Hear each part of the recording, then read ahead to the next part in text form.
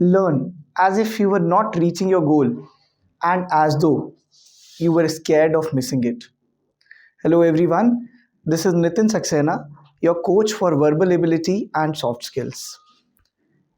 In the previous session, we discussed about the common errors of nouns.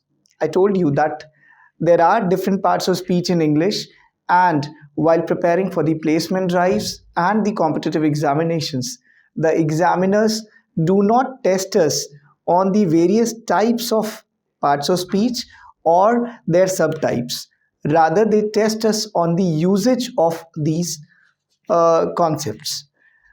So, we have decided to take up a series of sessions for all the topics where we commit a lot of common errors in English. So, in today's session, we'll be talking about the common errors based on pronouns. Alright, so we all know that what are pronouns? Now, pronouns are the words which can actually replace a noun in English. It is already clear to all of us. Now, what is the purpose of using pronouns in place of a noun? Any idea? Alright, let me take a small example here.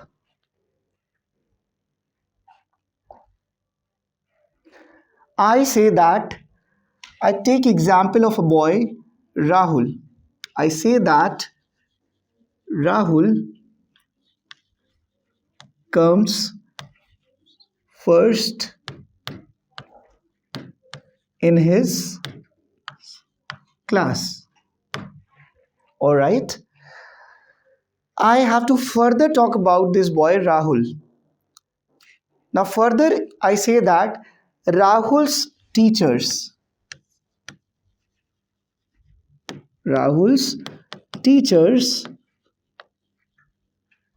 and classmates love him. I have to say one more sentence about this boy Rahul. I say that Rahul does Rahul's studies well. All right. Now, let us have a look at this example. I'm talking about this boy Rahul. How many times have I used his name? 1, 2, 3, and 4. In just one conversation, I have used this name 4 times. Now, doesn't it sound to be awkward, or doesn't it sound to be monotonous in nature? Yes, it does. So that is actually where the pronouns come into existence. They actually replace a noun so as to break the monotony created by nouns. Now, if we have to write this sentence about Rahul, we can actually introduce Rahul with his name for the first time, and then later on we can use pronouns for him. Now let us actually write it in another way. This was one way. Let us try to write it with the pronouns. I say that Rahul comes first in his class. Further, I have to talk about Rahul. I wouldn't use his name. So instead of his name, I would prefer to use a pronoun, a gender specific pronoun. So Rahul, as I know that he is male, so I'll use a male specific pronoun. I can say his teachers and classmates love him. His teachers and classmates love him. As this is a possessive case, so I have used a possessive form of the pronoun. Now, Further, I have to change this statement also, and I have to use pronouns in this sentence. So I'll write down he does. Now a possessive pronoun. I'll write down his studies well. He does his studies well. Alright, so here I have introduced Rahul with his name only for the first time, and then later on for him I have used pronouns. So, which sounds more good? Obviously, the second one, because this is actually sounding awkward and this is monotonous in nature. Alright, let us come back to the common errors of pronouns.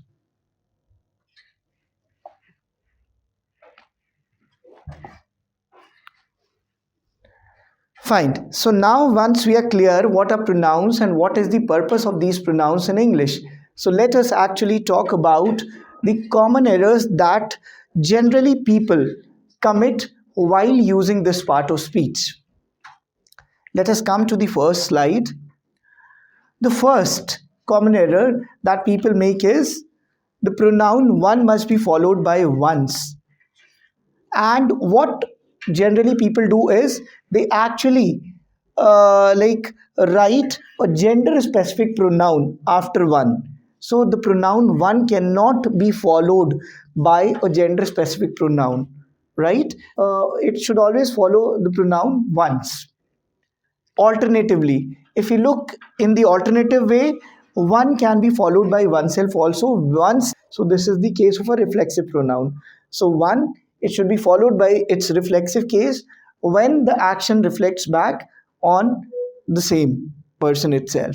So one, we all know that this is an indefinite pronoun in English, which does not clarify to whom we are referring. All right, let us have a look at the examples. The example for the first one is one must do one's duties diligently. So we cannot write down one must do his or her duties diligently. We'll always write down one must do one's duty diligently. Alright. Now alternatively we said that one can be followed by oneself when the action reflects back on the impact of the action reflects back on the subject itself. So here the example says one should always prepare oneself for any kind of situation. So here the impact of the action is going back on this indefinite pronoun itself. So it should always be one should always prepare oneself for any kind of situation. We cannot write gender specific reflexive pronouns here. We cannot write down prepare himself or herself for any kind of situation. Fine. Moving to the next concept. The next concept says when one means one in number, the pronoun for it is his, her, or its. So when this pronoun one, this is not representing indefinite pronoun, rather it is talking about one in number, right? So in that case it will always be followed by the gender specific possessive pronouns. So his, her, or its. Let us have a look at the example. The example says one of the students has given up his or her studies. So here one means one student, right? So one of the student has given up one studies will be wrong. Here it will be has given up his or her studies, because here we are talking about students. So that student can be either male or female, because that is a person. So therefore a pronoun which can be used for a person should be used here. We cannot use its because this is not the neuter gender, right? So once it is not the neuter gender, it is not the inanimate object, we will not use its. We will always use the possessive case of the gender specific pronoun he or she. Coming to the next concept. Next concept talks about two other indefinite pronouns in English. The two other indefinite pronouns, everybody or everyone. So now everybody and everyone, it should always be followed by the possessive case of the gender specific pronoun, right? So that means everybody or everyone, it should be followed by his or her. We cannot write anything else after this. Let us have a look at the example. The example says, everyone must do his or her duties diligently. So, can you see this? Everyone, it is followed by the possessive case of the gender specific pronouns. We'll write on both. As we are not clear of the gender, because this is an indefinite pronoun, we are not knowing whether it is referring to a male person or it is referring to female. So, we'll write down both the pronouns out here. Everyone must do his or her duties diligently. Or if we use everybody, so similar as the same sentence we can use, everybody must do his or her duties diligently. All right, going ahead, taking one more example out here, it says everybody has his or her own opinion. So everybody, it is again followed by the possessive case of the gender specific pronouns. So his slash her own opinion, right? So you have to understand one more thing out here, that everyone, everybody, they are the indefinite pronouns which are always singular in nature. They are never considered to be plural in nature. So therefore the pronoun for them which should be used further, that should also be singular in nature. That is why we have used his slash her, which are the singular pronouns. We have not used their in this case. Clear? All right, going to the next concept. The next concept says, again, it talks about a few indefinite pronouns, the four indefinite pronouns which are again singular in nature. They are not plural in nature. So I repeat, each, every, anyone, anybody. They are also the indefinite pronouns in English which are singular in nature. They are never known as plural in they are never called as plural in nature, and they will not have a plural verb after them. And the pronoun which should follow them, or which actually is used further in the sentence for them, should again be singular in nature. It shouldn't be plural in nature. So these four pronouns, they must be followed by the singular pronoun of their person. So see, as I told you that these are indefinite pronouns which are singular in nature, hence they should be followed by the singular pronoun of their person. In whichever person we are talking, I mean whether it is the first person, it is the second person, it is the third person. So depending upon that person, we will actually use the singular pronoun of that person. Let us have a look at the example here.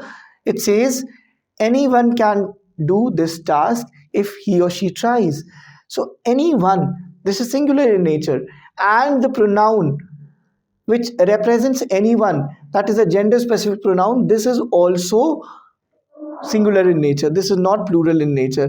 Now, see, anyone, this is the third person. This can be used for the third person. That is why we have used the singular pronoun of the third person here. And anyone is acting as the subject here.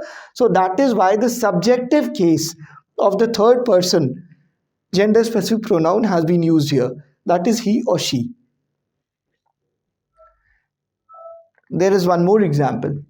One more example says, each student was present for his or her viva. So now each, again this is an indefinite pronoun which is singular in nature. Therefore, now each student was present for his or her viva. So when we are talking about each, this is also an indefinite pronoun which is singular in nature, and hence it is followed by the gender specific pronoun of the third person, the singular case, right? Each is also this indefinite pronoun, again this is also representing third person because we do not know. So when it is representing third person, so we are taking the possessive case of the third person out here, and that is singular in nature. Now why possessive case? It is talking about viva. So whose viva? It is talking about his or her viva. So that shows possession or ownership. Fine. Moving ahead, coming to the next concept. Next concept talks about the word let. Now, let. Whenever we have this word in a sentence, it is always followed by a pronoun in the objective case. It never has a pronoun in the subjective case, right? So let him is wrong or right, or let he is wrong or right. So let he, if I say, that is wrong because he is the subjective case. And if I say let him, that is right, that is correct, because that is the objective case. And I have already said that let is always followed by the pronoun in the objective case. Let us have a look at the examples here. I say that let her do whatever she wants to. So you can see here, let is followed by the objective case of the pronoun. What is the subjective case of her? The subjective case is she. So we cannot say that let she do whatever she wants to do. We'll always use the objective case of she, that is let her do whatever she wants to do. Coming to the next example, the next example says, let him complete his assignment. So again, you can see that this is the objective case of he. So subjective case is he and the objective case of he is him. So we cannot say let he complete his assignment. We'll always say let him complete his assignment. Fine. Going ahead, coming to the next two words, but and except. All of you must have heard about them. So these two words, but and except, whenever they are used in the sentence, they are also followed by the pronoun in the objective case, and they are never followed by the pronoun in the subjective case. So after but and after except, we always use the objective case. I mean the pronoun which can act as the object in the sentence. We will never use the subjective case of the pronoun after them. Let us have a look at the example. The first example says, no one but he would get a job like that. So if I say this statement, this is incorrect because but is being followed by the subjective case of the pronoun here. And I said that but and except are followed by the objective case of the pronoun. So here he is wrong and this should be replaced by the objective case of he. So let us have a look at the correct answer. The correct answer will be no one but him would get a job like that, right?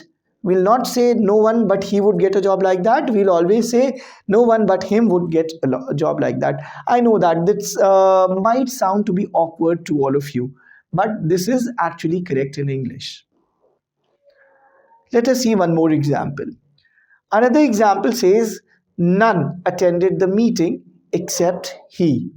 So if I say none attended the meeting except he, so he is again the subjective pronoun, which is wrong. And except is also followed by the objective case of the pronoun. So here he should be replaced by the objective case.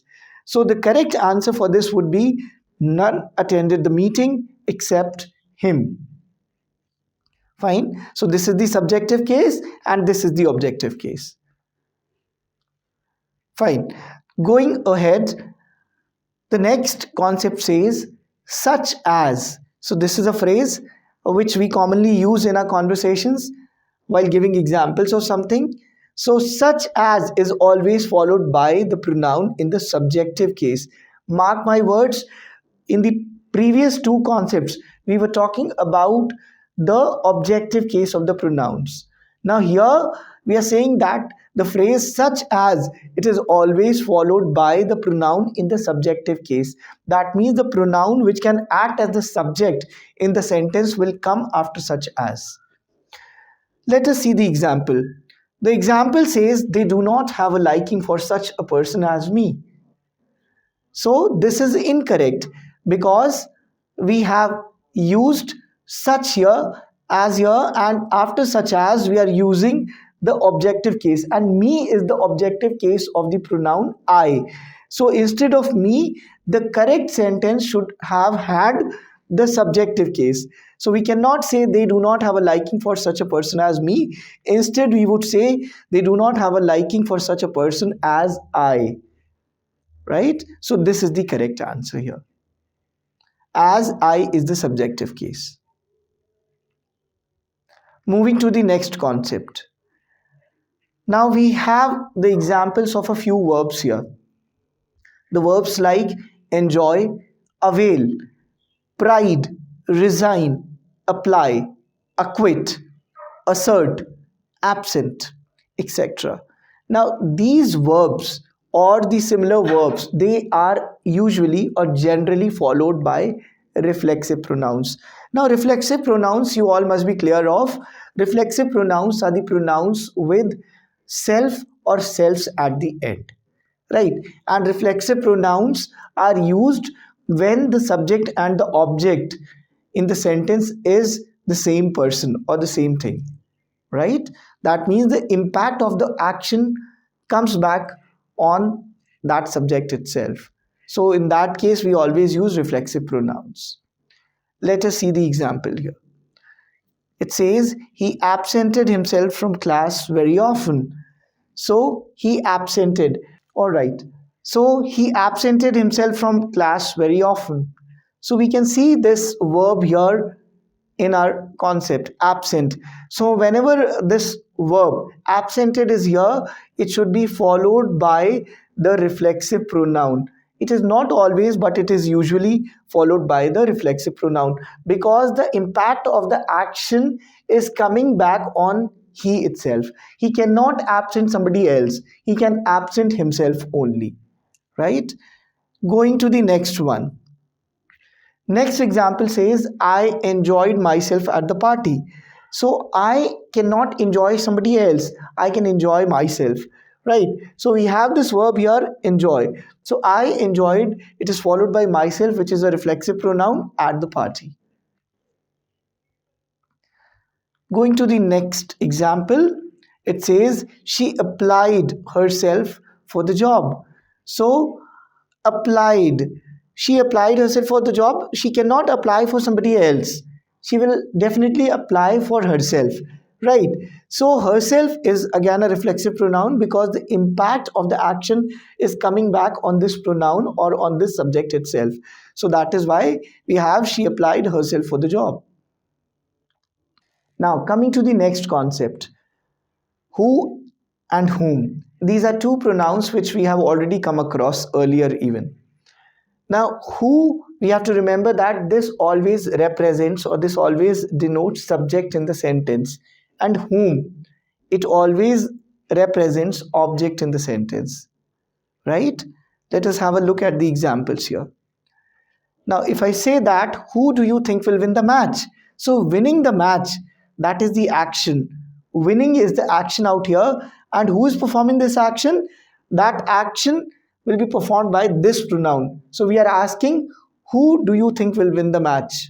Right? So, this is this acting as the subject.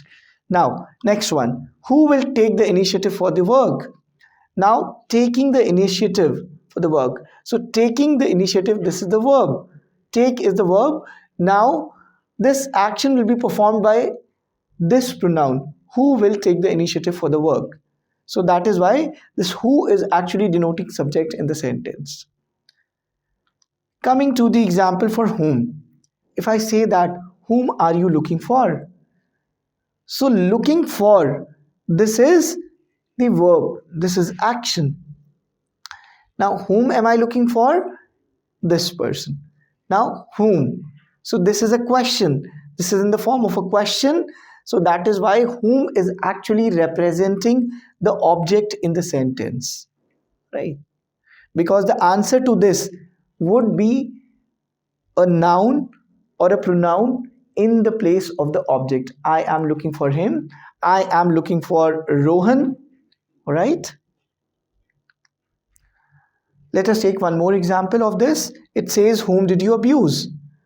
So abusing is the action and you abused. So you abused, you is actually the subject and you abused somebody. So that person will be the object. This is an interrogative statement and that is why we have used whom to ask about like whom or like did you abuse?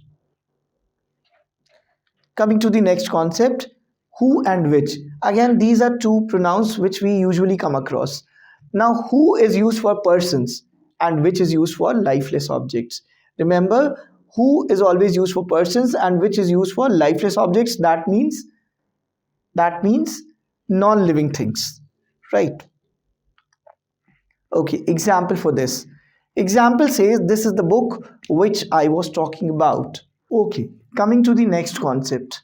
It says who is used for persons and which is used for lifeless objects, which we were discussing. Let us have a look at the examples. Now it says my friend married Shreya, who is a lawyer. Now Shreya is a person, right? So after this, the pronoun which we have used, who, this is acting as a relative pronoun in English. Now relative pronoun represents the noun just before that. So before who, it is written Shreya. That means who is actually representing Shreya, and this is being used for a person. Now which, as I told you that it is used for lifeless objects. Now example says this is the book which I was talking about. So now when I say that this is the book which I was talking about, which is acting as a relative pronoun and it is representing the pronoun just before this, and the noun just before this is book. So here it should be this is the book which I was talking about. That means book is the lifeless object. It is not like a living thing, it is a non-living thing. Therefore which is representing the non-living objects. Got it? Going to the next one. Next one says each other and one another. Now these are also the indefinite pronouns. Now these are the indefinite pronouns which are always used in a plural sense. They are never used in a singular sense. Now each other, it is used for two, and one another, it is used for more than two. So I repeat, whenever we talk about more than two persons, more than two things, we always use each other. And whenever we talk about like more, all right, so each other, this is used for two, and one another, this is used for more than two. So I repeat here, whenever we are talking about two persons or two things, we always use the indefinite pronoun each other. And whenever we are talking about more than two persons, we are always using the indefinite pronoun one another in the sentence. Let us see the examples here. The example says they are very fond of each other. Now this is actually talking about two persons, and how we are knowing that it is talking about two persons? By this pronoun each other. So this indefinite pronoun each other, it always represents two, right? So that means it is talking about two persons, and here they is talking about two people, right? Going to the next example. Next example says Pyrie and Theory were jealous of each other. Now we already know that there are two people, there are two names, Pyrie and Theory. These are two persons and they are jealous of each other. So that is why we haven't used one another here, we have used each other here. Going to the next one. We have the example here. I encourage my students to interact with one another in class. So it is talking about students. Now there can be more than two students. It is not necessary that there are two students. So whenever we are referring to more than two students, so it will always use the indefinite pronoun one another. I encourage my students to interact with one another in class. And if I would have used each other here, that means there would have been just two students, not more than two. One more example. It says they didn't dare to look at one another. So when I say that they didn't dare to look at one another, so here one another tells that this they represents more than two people. It is not representing two people. I hope it is clear till here. Let us proceed. The next one says the complement of the verb to be when it is expressed by a pronoun should be in the nominative or the subjective case. We know that subjective case of the pronoun is also known as the nominative case of the pronoun. So whenever we have the complement of the verb to be, now to be, you know, To be is a verb in English which has its complements like is, am, are, was, were. So these are the complements of the verb to be. So whenever like the complement of the verb to be, it is expressed by a pronoun. So in that case, the pronoun which follows them should be in the subjective case. It will not be ever in the objective case. And this is something which we generally use in our conversations, as well as this is one of the favorite questions of the examiners too. Let us see the example to make it more clear. It says it was her who did the work. So this is wrong. This is absolutely wrong. Here was, it is the complement of the verb to be, as I told you. So was should be followed by the subjective case of the pronoun her. It will not take the objective case, and her is the objective case. So now what is the subjective case of her? The subjective case of her is she. The correct sentence would be it was she who did the work. Going to one more example, it says if I were him, I would not go there again. This sentence is also incorrect because here were is the complement of the verb to be, and I said that the complement of the verb to be, whenever it is expressed by a pronoun, it should, that pronoun should be in the subjective case or the nominative case. So here him is the objective case. That is why this is an error in the sentence, and instead of him we would use the subjective case of this pronoun, and the correct sentence would be if I were he, I would not go there again. Got it? Going to the next one, the next concept says when the same person is the subject and object, it is necessary to use reflexive pronoun. This is just the repetition of something which we already discussed some time back. When the same person is the subject and the object, that means the same person is the acting as the subject, and the impact of the action also goes back on the same person. In that case, the same person would be acting as the object. So in that case we'll always use the reflexive pronoun, and reflexive pronouns, that means the pronouns ending in self and selves should be used there. Examples for this: I hurt myself while riding bicycle this morning. So here you can see that who heard? I heard. And who was riding the bicycle? I was riding the bicycle this morning. So here the same person, I, is acting as the subject as well as the object in the sentence. So here this is the first person. So we'll take the reflexive case of this first person. That is, I hurt myself while riding bicycle this morning. One more example we have here. It says he was in hurry, so he washed the car himself. So who was in hurry? He was in hurry. And who washed the car? He washed the car. Right. So he did not give that task to somebody else. He himself washed the car. So that is why we have used this reflexive pronoun of he. That is himself here in the sentence. I hope this must be clear to all of you. Coming to the next concept, it says when the pronoun is the object of the verb or a preposition, it should be in the objective case. So whenever the pronoun is the object of a verb or a preposition, so that pronoun should always be in the objective case. That means that pronoun should be acting as the object, which has already been specified here. Right? So let us have a look at the example. Example says these chocolates are for you and I. So if I say that these chocolates are for you and I, this is incorrect, because you, the are for, this is the verb plus preposition, and you I can act as the subject as well as the object. So this is not incorrect, right? But when we say I, which is the second subject, I is in the subjective case, right? So this is the error in the sentence, and I said that it should, the pronoun should be in the objective case. So here we'll always use the objective case of I, and the correct sentence would be these chocolates are for you and me and not I. Got it? So these chocolates are for you and me.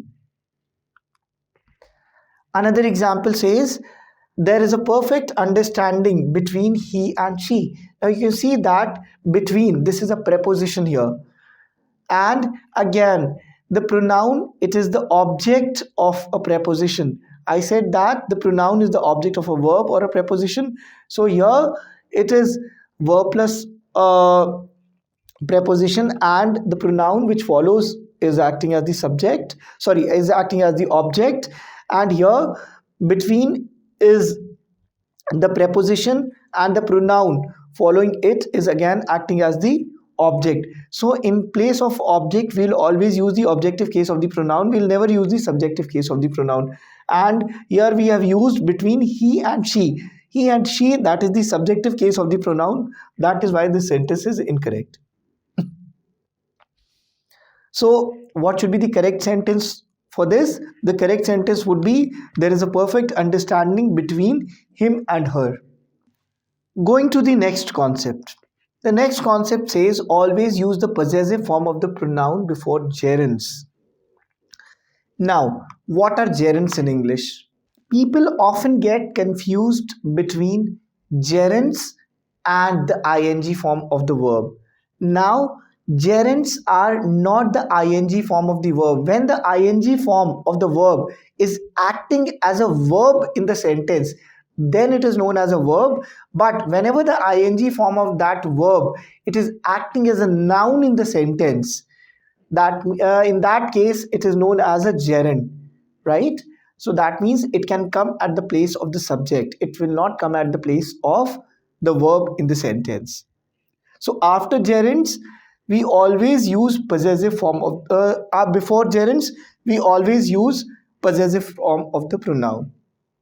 Let us have a look at the examples here. There are two examples. The first example says Natalie objected to me borrowing her hockey stick. So this sentence is incorrect. So borrowing, it is not representing a verb here, rather it is representing a noun, although it is in the ing form. But here borrowing is acting as a noun in the sentence, and the pronoun which comes before it is in the objective case. So that is why this is incorrect. So it should be in the subjective case. The correct sentence would be Natalie objected to my borrowing her hockey stick. Coming to the next example, it says my parents object to me working late nights. Again, this sentence is incorrect because working here does not represent verb. It is not acting as a verb in this sentence, rather it is acting as a noun. Therefore the pronoun preceding it will not be in the objective form, rather it will be in the subjective form. So the correct answer should be my parents object to my working late nights. Alright, so these were a few common errors of pronouns which we all usually make. So once we are thorough with these concepts, we can ensure that we will not make any errors of pronouns while writing something or in our conversations. Fine. So hope to see you all in the next session with some fresh concepts on a new topic. So all the best till then. Thank you.